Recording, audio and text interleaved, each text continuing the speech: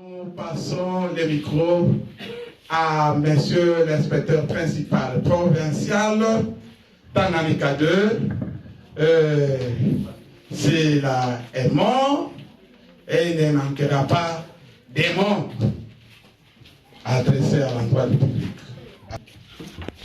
Monsieur le directeur provincial de l'éducation nationale et nouvelle citoyenneté Tanganyika 2,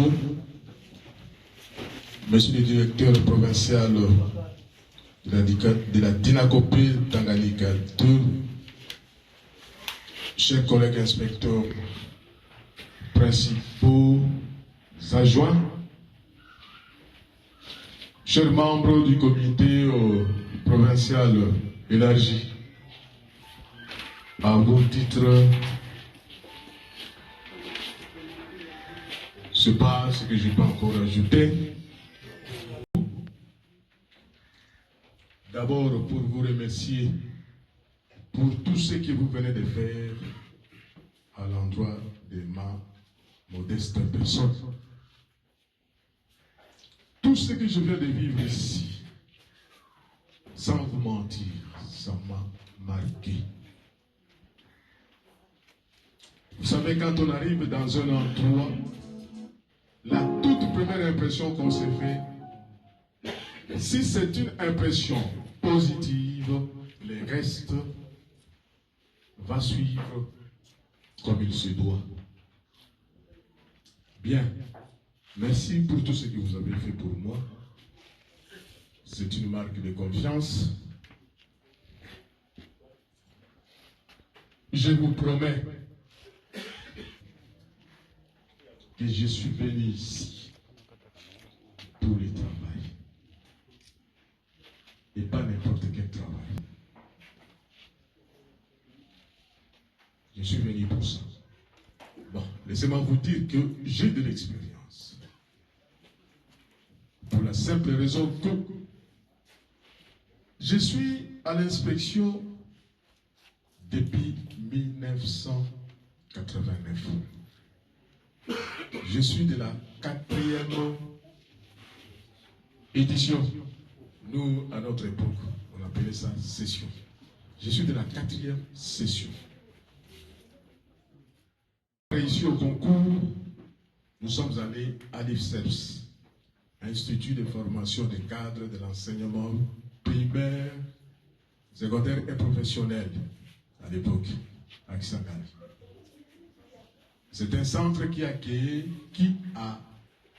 pour objectif d'accueillir tous les inspecteurs, tous les lauréats inspecteurs, afin de suivre la formation.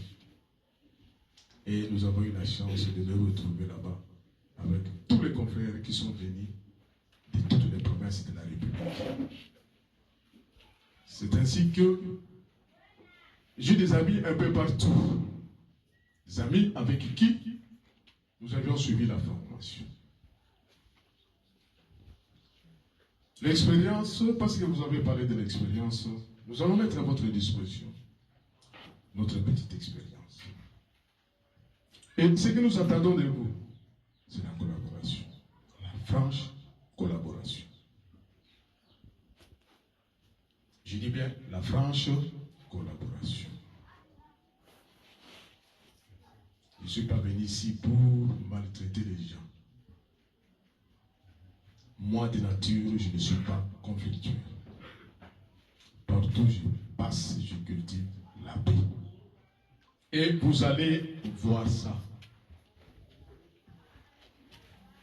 C'est rare d'entendre que M. l'inspecteur principal Motoba est en difficulté avec un collaborateur. Parce que tout ce que je fais, quand il y a un problème, c'est vrai, les problèmes ne manquent pas là où vivent les gens.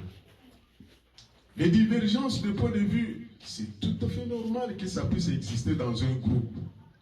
Mais cela ne doit pas nous diviser. Et que quand ce genre de divergence arrive, ce qui est de chercher à trouver un terrain d'entente. Et c'est la politique que nous avons toujours menée. Mes adjoints, parce que Vous êtes les premiers avec qui je vais collaborer dans l'exercice de mes fonctions. Soyez assurés que vous avez un collaborateur qui aime le développement. Un collaborateur qui aime le social. Vous allez me découvrir, vous allez me juger par rapport à tout ce que je suis en train de dire ici. Monsieur le directeur provincial, merci pour tout ce que vous avez fait à l'endroit de ma personne. À partir de Kalemi, à partir du premier jour où nous nous sommes rencontrés, jusqu'à présent. Merci. Monsieur le directeur provincial de la Dinakopé, merci également pendant tout le temps que nous avons passé à Kalemi dans une situation de stress permanente, s'il vous plaît, par le fait que à un certain moment donné, j'ai commencé à me poser la question de savoir est-ce que je vais capable avoir tout le temps qui s'est écoulé, 1 mois et demi, en train d'attendre la fameuse lettre de mise en service qui doit être signée par le gouvernement. Sans cette lettre, on ne peut pas entrer en fonction. Et je vous assure, j'ai passé tout un mois en train de tourner les pouces, en train de faire des va-et-vient entre chez moi, là où j'ai logé, et les ministères. À la fin de compte, c'est le 31 décembre qu'il a pris à son Excellence, Monsieur le Gouverneur de province, de signer non pas seulement ma lettre de mise en service, mais celle aussi de mon collègue de Tanganyika 1. Lui a fait 3 semaines parce qu'il est arrivé un peu après moi. Voilà. Le 31 décembre, la lettre a été signée. Le 2 décembre, nous étions en possession de nos 2 lettres. Le lundi,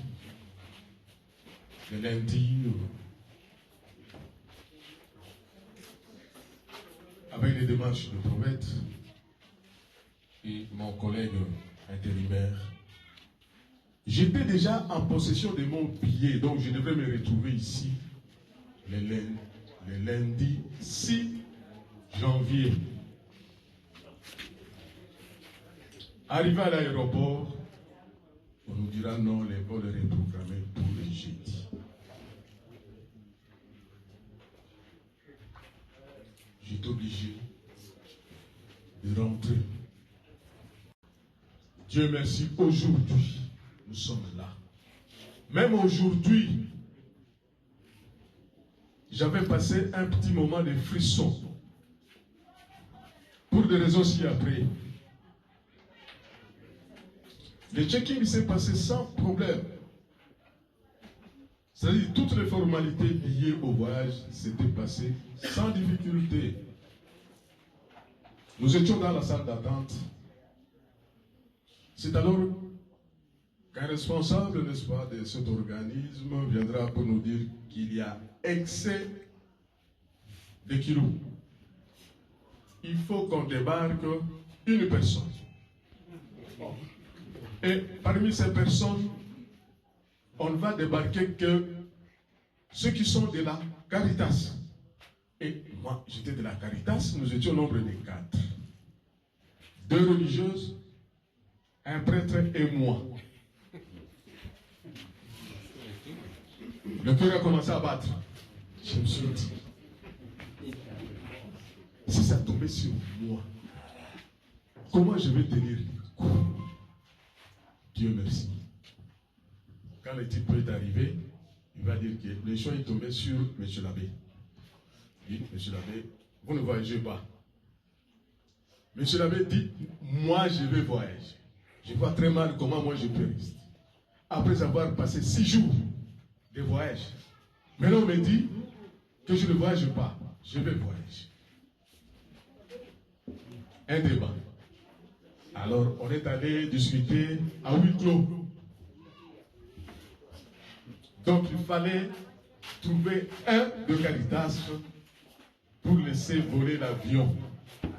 Dieu merci. Une religieuse a accepté, n'est-ce pas, de rester. Et nous sommes allés prendre place à bord de l'avion.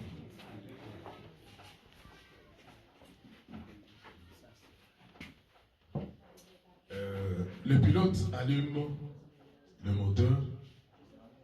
Une très jeune fille là, je ne sais pas moi, elle doit avoir 24 ans, 26 ans, pilote. Quelque temps après, elle dira non, il y a des problèmes techniques. Qu'on descende. Nous sommes descendus. On nous a reconduits de nouveau dans la salle d'attente. Vous voyez tous ces temps de stress, mes chers amis. Ce n'était pas facile de supporter tout ça. Bien, quelques temps après, on va nous appeler. Et Dieu merci, nous avons pu décoller pour faire news et enfin Kabbalah. Voilà comment les choses se sont passées. Merci. Merci, merci, merci beaucoup pour tout ce que vous avez fait pour moi. Bon, le moment viendra où nous allons nous entretenir à bâton rompu. Mais pour le moment, je crois que je peux m'arrêter ici et remettre les micros